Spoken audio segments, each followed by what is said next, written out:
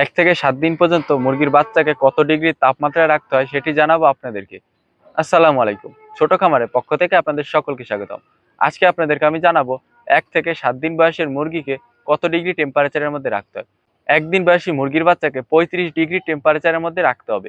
2 দিন বয়সী মুরগিকে 34 ডিগ্রি টেম্পারেচারের মধ্যে রাখতে হবে। 3 দিন বয়সের মুরগিকে 33 ডিগ্রি টেম্পারেচারের মধ্যে রাখতে হবে।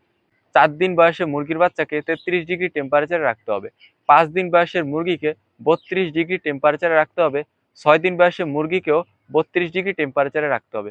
মুরগির বয়স যখন 7 দিন হবে সেদিন থেকে মুরগির বাচ্চাকে 31 ডিগ্রি টেম্পারেচারে রাখতে হবে। এরপর থেকে ব্রয়লার মুরগির ক্ষেত্রে প্রতি সপ্তাহে 1 ডিগ্রি টেম্পারেচার করে কমাতে হবে।